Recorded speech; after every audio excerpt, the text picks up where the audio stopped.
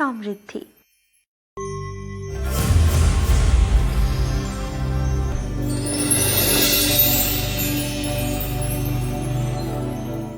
হ্যাঁ নমস্কার। হ্যাঁ নমস্কার। হ্যাঁ নমস্কার স্যার, অ্যাস্ট্রোজনে আপনাকে স্বাগত। হ্যাঁ হ্যাঁ আচ্ছা নমস্কার। হ্যাঁ অ্যাস্ট্রোজনের প্রোগ্রাম দেখেন? হ্যাঁ হ্যাঁ হ্যাঁ দেখি। আচ্ছা বলুন কার ব্যাপারে জানতে চান? আমার নিজের ব্যাপারে। নিজের ব্যাপারে তো বলুন, আপনার ডেট অফ বার্থ বলুন। 30/11/1964। 30/11/1964।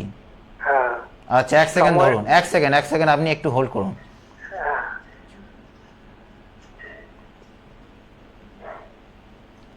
তো এই ধরনের ডেট অফ বার্থের ক্ষেত্রে আমি অ্যানালিসিস করে দেখেছি যে প্রথম সন্তান, আপনার তো বিবাহ হয়েছে নিশ্চয়ই, হ্যাঁ হ্যাঁ তো প্রথম সন্তান যেটা হয়ে থাকে, প্রথম সন্তান কিন্তু মেয়ে হয়ে থাকে, যেটা কন্যা সন্তান আমরা বলে থাকি।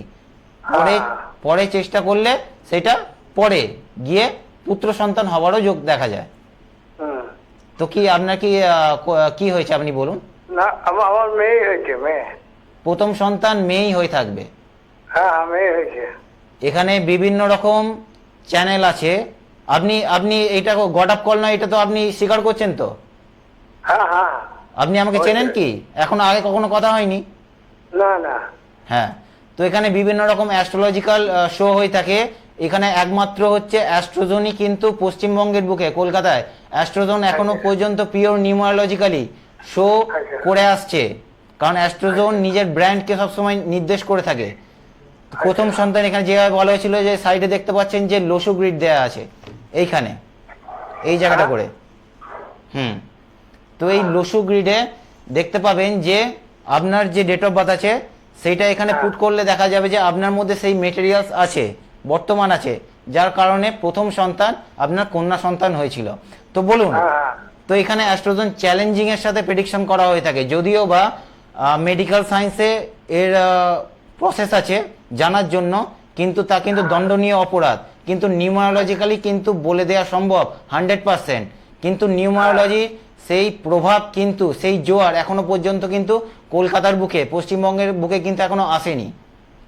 শুধুমাত্র ডেট অফ বার্থের মাধ্যমে কিন্তু নিউমারোলজিক্যালি বলে দেওয়া সম্ভব।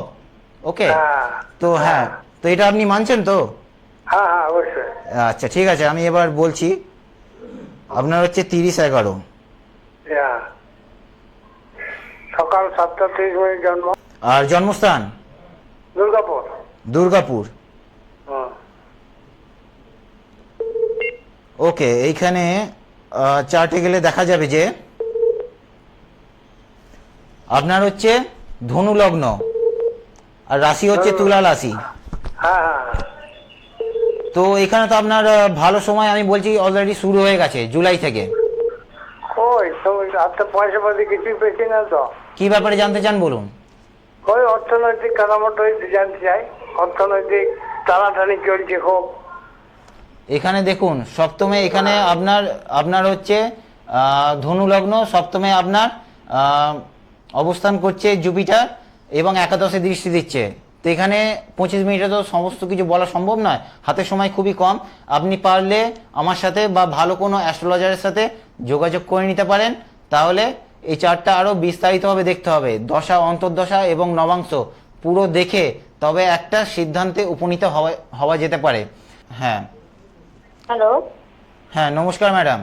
হ্যাঁ নমস্কার। শুভ জন্মাষ্টমীর প্রীতি শুভেচ্ছা এবং আন্তরিক অভিনন্দন। হ্যাঁ আপনাকে প্রীতি শুভেচ্ছা, আন্তরিক অভিনন্দন জানাই। হ্যাঁ অ্যাস্ট্রোজনের প্রোগ্রাম দেখেন আপনি? হ্যাঁ আমি দেখছি আপনাদের প্রোগ্রামটা। আর কখনো দেখেছেন? হ্যাঁ আগেও দেখেছি, দুই একবার দেখেছি, আমার সময় হয়ে ওঠে না। আচ্ছা বলুন কার ব্যাপারে জানতে চান? আমি একটু আমার মেয়ের ব্যাপারে জানতে চাই। আচ্ছা, মেয়ের ডেট অফ বার্থ বলুন। মেয়ের ডেট অফ বার্থ 21/1/8। 21/1/2008। হ্যাঁ হ্যাঁ হ্যাঁ। আচ্ছা,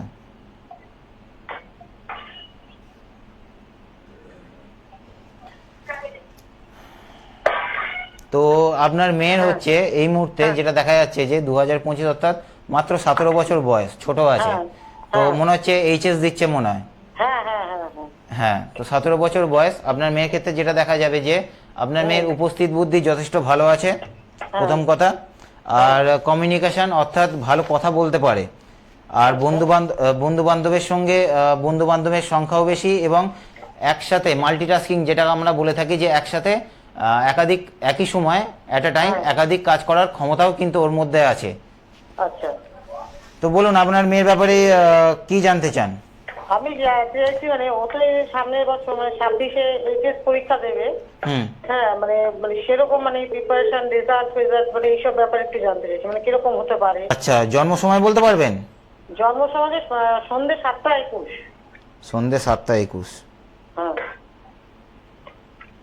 জন্মস্থান? জন্মস্থান অশোকনগর। কোন জেলায় পড়ছে? অশোকনগর। উত্তর 24 পরগনা। আপনার মেয়ের হচ্ছে রাশি হচ্ছে মিথুন রাশি এবং আচ্ছা। মিথুন রাশি হ্যাঁ হ্যাঁ হ্যাঁ। জানেন কি? না, কিন্তু আমি এক জায়গায় মানে একজন আমাকে বলেছিলেন, মানে করিয়েছিলাম, ঠিকুজি বলে ওটাকে, ওর মিন রাশি এসেছিল। ওর 21/1/2008।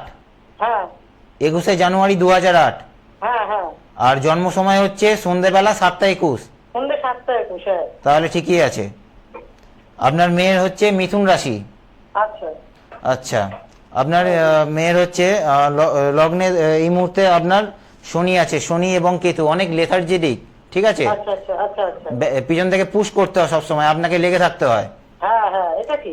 হ্যাঁ, এটা হবে। আর একটু লেথার্জেটিক, একটু কম এনার্জি। অ্যাকচুয়ালি কি হয় এখানে কিন্তু প্রথম থেকে একটুখানি অ্যাস্ট্রোলজিক্যাল গাইডেন্সের মধ্যে কিন্তু চলতে হয়, না হলে কিন্তু অনেক সময় সুযোগ হাতছাড়া হয়ে যাবে লেথার্জি মানে কম থাকা, মানে এনার্জি কম থাকার জন্য। আচ্ছা তো এখানে হচ্ছে 1 2 3 4। এই মুহূর্তে দেখুন আপনার মেয়ের কিন্তু একাদশে, অর্থাৎ এই মুহূর্তে লগ্ন থেকে একাদশে কিন্তু বৃহস্পতি অবস্থান করছে।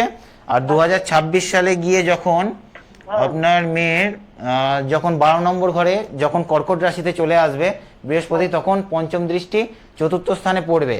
যেহেতু আমরা হায়ার এডুকেশন বা মাধ্যমিক এই ধরনের স্কুল এডুকেশনকে আমরা 4th হাউস থেকেই দেখে থাকি, সেই জন্য আপনার মেয়ে কিন্তু এখানে ভালো রেজাল্ট করতে পারবে। প্ল্যানেটারি সাপোর্ট, অ্যাকচুয়ালি কিন্তু প্ল্যানেটারি পজিশনস কিন্তু আপনার মেয়ের সাপোর্টেই থাকবে। এবার দ্বিতীয় কথা হচ্ছে যে আপনার মেয়ে প্রিপারেশন কীরকম। তো 1 2 3 4 5 পঞ্চমে বৃহস্পতি থাকার জন্য, বৃহস্পতি কার নক্ষত্রে আছে? বৃহস্পতি এইখানে ভেনাসের নক্ষত্রে আছে। পড়াশোনায় কিন্তু আপনার মেয়ে কিন্তু ভালো, কিন্তু ওর মধ্যে কিন্তু ব্রেন কিন্তু আছে, কিন্তু যথেষ্ট ভালো। আর একটু পড়লেও হয়ে যায়। হ্যাঁ, কারণ জুপিটার কিন্তু হচ্ছে বিদ্যাকারক গ্রহ, দেবগুরু বৃহস্পতি থাকার জন্য ওর এখানে বিদ্যার জায়গা ভালো দেখাচ্ছে। আর ওর রেজাল্ট ভালো হবে 2026-এ, ওর জন্য ভালো রেজাল্ট ওয়েট করছে। প্রিপারেশন ওকে ভালো নিয়ে রাখতে বলুন, ঠিক আছে? আর পারলে ভালো কোনো অ্যাস্ট্রোলজারের সাথে যোগাযোগ করে নেবেন, যে আপনার মেয়েকে ভালোভাবে গাইড করে নিতে পারবেন। আচ্ছা আচ্ছা। ওকে ওকে, থ্যাংক ইউ। নমস্কার। হ্যাঁ নমস্কার স্যার। হ্যাঁ নমস্কার। অ্যাস্ট্রোজনের প্রোগ্রাম দেখেন আপনি? না, আমি এই প্রথমবার দেখছি স্যার। আচ্ছা আচ্ছা। প্রথম থেকে আমি ব্যান্ডেল হুগলি থেকে বলছি, মোহিত ব্যানার্জি। আমার ছেলের ব্যাপারে জিজ্ঞেস করছি। ব্যান্ডেল থেকে বলছেন? হ্যাঁ, ব্যান্ডেল হুগলি থেকে স্যার। আচ্ছা, বুঝতে পেরেছি। আপনার ছেলের ডেট অফ বার্থ বলুন। 12/4/2013। 12/4/2013। হ্যাঁ স্যার। তো মাত্র 12 বছর বয়স। হ্যাঁ 12 প্লাস স্যার। আচ্ছা, তো বলুন ছেলের পড়াশোনা নিয়ে জানতে চান? হ্যাঁ স্যার, একটু পড়াশোনা নিয়ে জানতে চাই। ওর ফিজিক্যালি ও একটু অসুস্থ থাকে, ওটা আমি বলছি, বলতে হবে না এটা। কোনো অ্যাস্ট্রোলজারের কাছে কখনো কিছু বলবেন না প্রথম থেকে গিয়ে। আর জন্ম সময় বলুন। জন্ম সময় হচ্ছে 6টা বিকেল। বিকেল 6টা। হ্যাঁ। জন্ম হয়েছে স্যার ইয়েতে, আপনার নৈহাটি গরিফাতে স্যার। আচ্ছা আচ্ছা, নৈহাটি।